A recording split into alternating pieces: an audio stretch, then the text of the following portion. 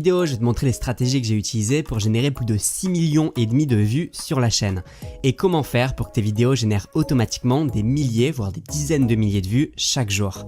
Je vais te dévoiler les 7 facteurs les plus importants pour créer des vidéos qui font des vues même pendant ton sommeil. Et on va y aller crescendo car le 7e sera le facteur le plus déterminant. Grâce à cette vidéo, tu pourras développer ta propre communauté sur internet, vivre de ta passion et te construire la vie que tu aimes. On commence tout de suite, allez, c'est parti. Numéro 1, définir l'objectif de ta vidéo. Je vois beaucoup de personnes qui font des vidéos un peu floues, où ils ne savent pas trop quoi dire, ils tournent en rond et perdent l'attention de leurs viewers. Bref, ils n'ont pas pris le temps de réfléchir à un véritable plan. La première chose que tu dois faire avant de créer une vidéo, c'est de définir l'objectif de celle-ci. Car ce que tu ne veux pas, c'est que les gens regardent ta vidéo et se disent « Oula, ça fait 5 minutes que je regarde ça et j'ai vraiment perdu mon temps ». Ces personnes vont quitter ta vidéo sans s'abonner et ne reviendront plus jamais.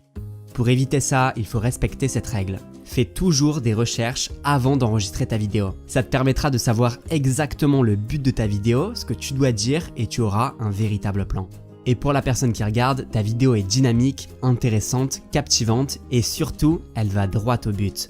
Ça se traduira par plus de vues et plus d'abonnés, mais aussi par des vidéos qui se référenceront dans le temps et t'apporteront davantage de vues pendant que tu dors. Numéro 2, rediriger vers une autre vidéo à la fin. Imagine qu'une personne regarde une de tes vidéos, ça fait une vue. Et ça va probablement s'arrêter là. Elle va ensuite partir sur une autre vidéo qui lui est recommandée.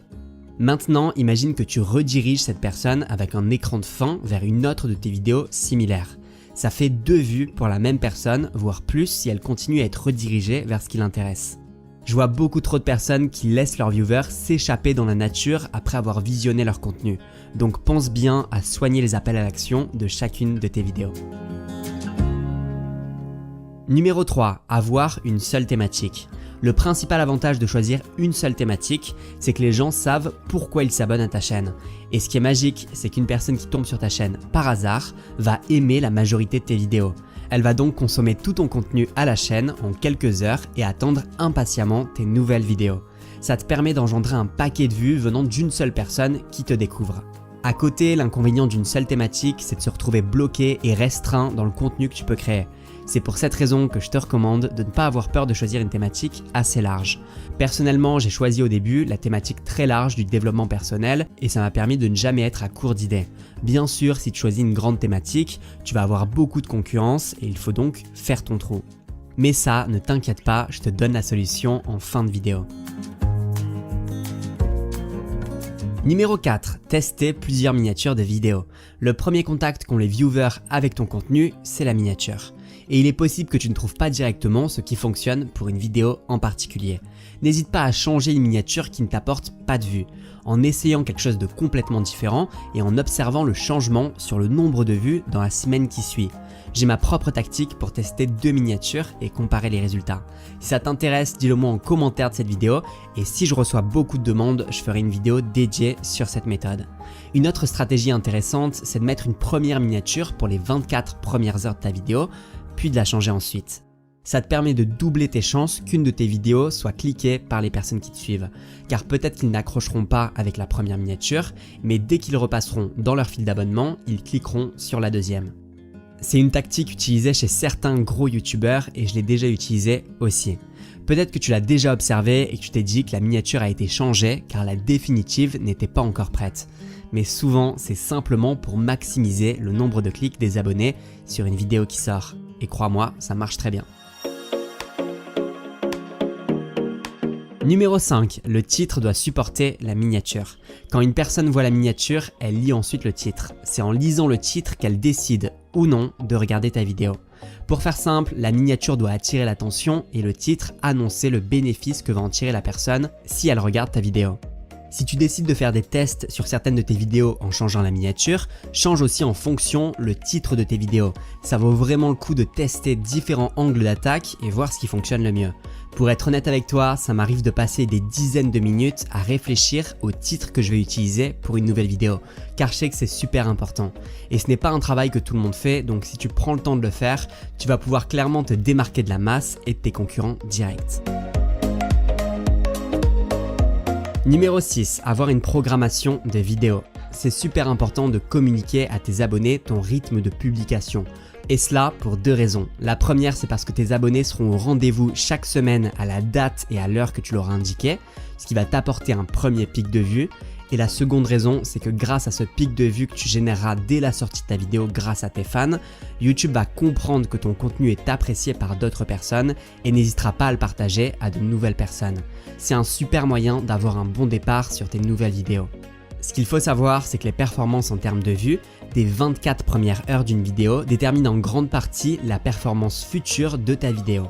Donc ce que tu veux, c'est que les personnes qui aiment le plus ton contenu viennent le voir en intégralité dès sa sortie. Ils vont aussi avoir un grand engagement sur ta vidéo, c'est-à-dire qu'ils vont l'aimer, ils vont la partager et ils vont la commenter, ce qui va booster d'entrée de jeu la performance d'une vidéo que tu viens tout juste de publier. Alors comment communiquer ton calendrier de publication à tes abonnés? Le mieux pour les personnes qui te suivent déjà, c'est de leur dire clairement en vidéo et d'ajouter cette information dans la bannière de ta chaîne YouTube pour les nouvelles personnes qui te découvrent. Tu peux aussi ajouter l'info dans la partie à propos de ta chaîne. Quoi qu'il en soit, c'est vraiment super important de publier toujours au même rythme. Par exemple, tu peux leur dire que tu sors une nouvelle vidéo tous les dimanches à 13 h. Et d'ailleurs, c'est le rythme de publication que moi je vais avoir sur cette chaîne. Une nouvelle vidéo tous les dimanches à 13 h. Donc si tu veux être sûr de ne pas rater les prochaines vidéos, pense à activer la cloche. Sure. Skip this ad. Just like you skipped out on buying Amazon stock and Google and Apple. I'm sure you think you're too busy to invest online. You want to see busy?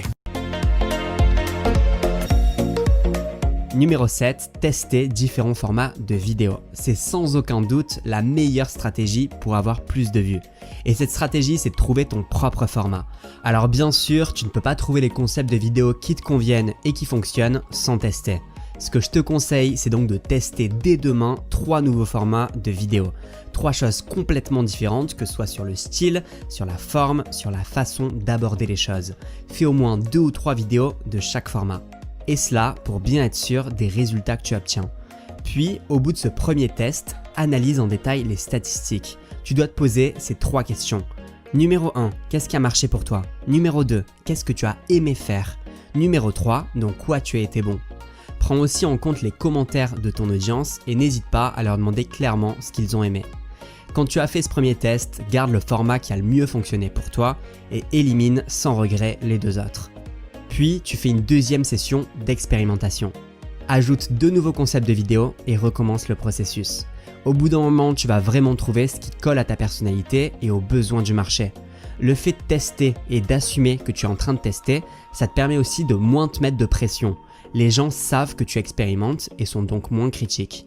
Et puis tu sais, tu peux toujours supprimer une vidéo si tu trouves qu'elle ne te convient pas avant de la publier ou plusieurs semaines ou mois après l'avoir publiée si tu le souhaites.